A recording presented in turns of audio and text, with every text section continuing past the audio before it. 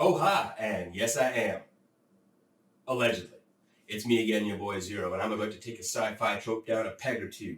So, let's pull up your seats, boys and girls, and let's let the fan. The hover fans, that is. That's right, we are tackling hover tanks today.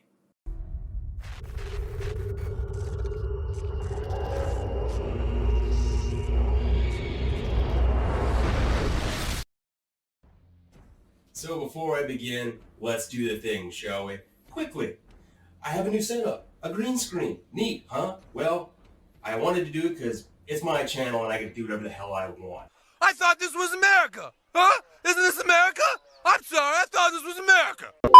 So, not only do you get to hear my nonsensical ramblings about hover tanks, you also get to see my atrocious face and my terrible acting skills. So, let's move on, shall we? So, like I always do, let's set the stage with a history lesson. Remember last time when I shat on mammoth tanks? Well, that's okay. Only 166 you seem to remember that anyway. We should probably fix that, shall we? So, either way, prior to tanks being invented, no military history mattered. Just, let's go with that. Alright? So, tanks got invented right around World War I, or the Great War, whatever you want to call it. And armies everywhere immediately got multi-ton metal murder boners. Stop it. Get some help. And like everything from that age, well, let's just say ideas outpaced reality. So the TLTR is everything really sucked monumentally. The first ones were big, slow, boxy affairs that trundled around about 4 to 8 miles an hour and really couldn't do SFA. And well, a certain American hero once said, "I want to go fast." So intrepid inventors everywhere put their collective heads together and tried to come up with better tanks. A few of them did. Yeah, a few of them got it right. Alright, and then quite a few of them, well, anyway, what happened is a certain intrepid engineer decided what happens if a hover tank and a tank had a baby. Anyway, what would it look like? How would it work? Well, the result was a quarter-scale model so useless and ugly, even Michael Cronenberg would say, "What the f***?" And I'll give you exactly one guess as to where this batshit crazy idea took place. Time's up. Russia. It's always fucking Russia. But again, serendipity smiled upon us, because even the filthy, retarded Reds thought this idea was fucking stupid. That's right. The fine people who brought you Chernobyl, the Tsar Bomba, gulags, and Bolshevism thought this idea was stupid. That's not a thorough rebuke of the idea. I really don't know what is. So again, the TLDR, as the kids say, the tanks were overweight, in an age before body positivity, they were underpowered and undergunned. So even if the Russians, whose engineering requirements amount to "fuck it, why not," had thought this idea had no merit. So why in the holy tits of Terra do sci-fi writers keep giving us this crappy trope? First up, and the only reason these things are ever shown in games, books, or movies, is the look cool factor, bro. So if we can look past the sweet aviator shades, pop collars, and sweet Kenny Loggins riffs, we can see the underlying reasons why these things are absolute trash. So from the top down, let's smash this turd. First thing, tanks have guns. And boys and girls, what do guns have? And boys and girls, if you're having trouble with today's quiz, the answer is recoil. Okay, guess how we mitigate recoil in the real world? Friction and hydraulics. Alright, guess what hover tanks don't have the ability to do? Impart friction. Alright, so you slap a big old 120 millimeter on a hovercraft, well, you're very loud, you're very expensive, and your very useless techno army are going to turn into the French army faster than you can scream, "Oh, vive le fromage," the minute you fire those big bad guns. Alright, because they're all going to go in one direction, and your tanks are all going to come flying back in the other. So, physics are a thing, especially Newton's third law, alright, which for anyone who's not paying attention is for every action is equal and opposite reaction. Well, let's just say I wouldn't want to be anywhere near this catastrophe when those guns start firing, because it doesn't matter if you're tossing slugs or plasma bolts.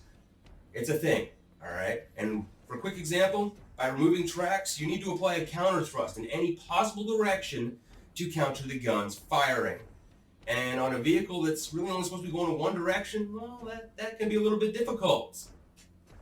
Otherwise, your battlefield is going to turn into an air hockey table faster than you can scream, "Holy f***." Next is armor. Well, armor's heavy. Armor slows things down. but it also stops pokey and burning bits from putting holes in your very squishy, very soft crew. And pretty much will weigh your hover tank down enough where it's going to put it on the fucking ground and make it utterly useless. And if you don't want it to be useless, like up floating above the ground, you got to strip most of that armor off, which again negates the need for having armor. So it's going to get real inconvenient real quick the minute you try to buff these puppies up.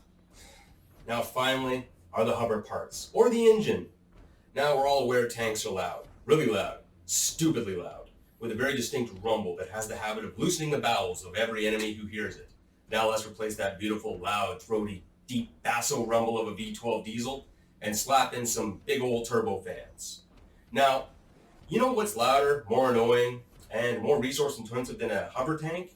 Besides the sounds of a newly minted private makes on his first recon patrol, or my ex-wife. Fucking hovercraft. That's what. These things are so loud, even my military-grade tinnitus can't compare with this sheer eardrum-splitting whine. I'm sorry, I can't hear you over my military-grade tinnitus. What? The fact that you literally have to strip away a substantial amount of armor, exposing massive weak points in order to make this concept even work. To give you an example, you can hear an LCAC coming away from 10 miles over the sound of the two running Abrams tanks in it. Alright, that's just mind-blowingly loud. Alright, as for the weak points, to give a quick and dirty example, I'll bring up James Cameron's Dances with Space Wolves. Now, the lead tall blue monkey character tosses a missile into a turbofan, destroying it. Now, if anyone in the movie had any tactical acumen above a potato, well, the blue monkey people might have just flown above the entire airstrike, dropped rocks into the turbofans, and taken the whole thing out in one shot. Not a huge deal. But you can also take that principle and apply it to a hovercraft or a tank. It renders them the metal equivalent of a glass cannon. Yeah, it can move over anything quickly, fire once, and then get promptly destroyed. Kind of like a modern-day version of a Galaxy-class Star Cruiser. So I'm running out of colorful metaphors and similes for this video, so I'm just going to wrap things up. How about that? Now that I've told you exactly how hover tanks suck and blow worse than Mega made from Spaceballs, I hope you take this information and look at future sci-fi properties and make these rank amateurs feel bad about using shitty designs. So, if you like this video, and it made you laugh, or made you cry, or made you toss your keyboard through a wall, leave a like and a comment down below. Stop by my Discord. Hey, how about you check out my Patreon? This is the first time I'm plugging that, because I like Money. Alright. So anyway, guys, it's been a blast. I'll see you on the next Battlefield. Peace.